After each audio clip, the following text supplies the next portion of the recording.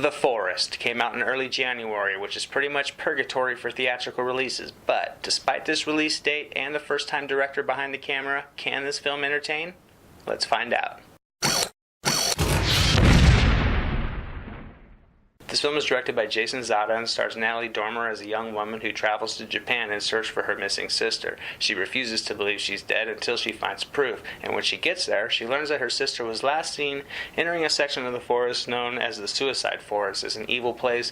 Many people in the region refuse to go there, but she does come across a travel photographer who's compelled by her story and her, so he agrees to go with her into the forest to look for her sister. But will they make it out alive? This movie wasn't amazing by any means, but it was far from horrible. I thought the performances were actually better than average for a horror film that comes, specifically one that comes out at this time of the year.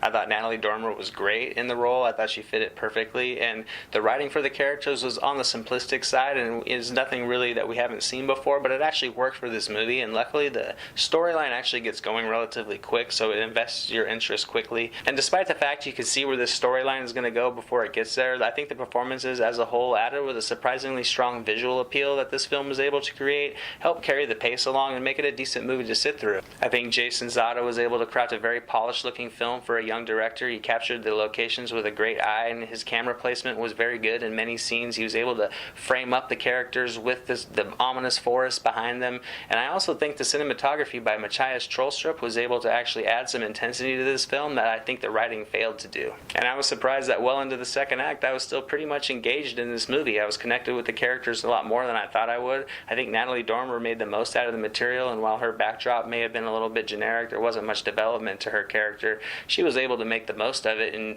create a character you can connect with and one that could carry a film more than in the average horror movie. Unfortunately, as the storyline progressed, it continued to lose my interest until we get to the third act, and it's your typical been there, done that of horror movies. You know, despite all the crazy things happening on the screen, it doesn't deliver the impact that it's trying to get.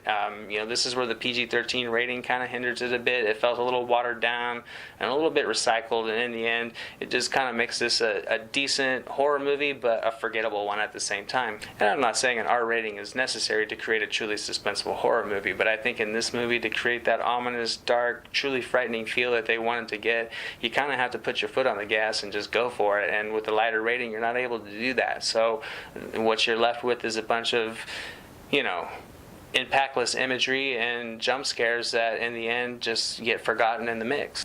I'm going to give The Forest a 6 out of 10. It's a decent one-time watch. It does have its flaws, but it's relatively entertaining and manages to build small amounts of tension here and there.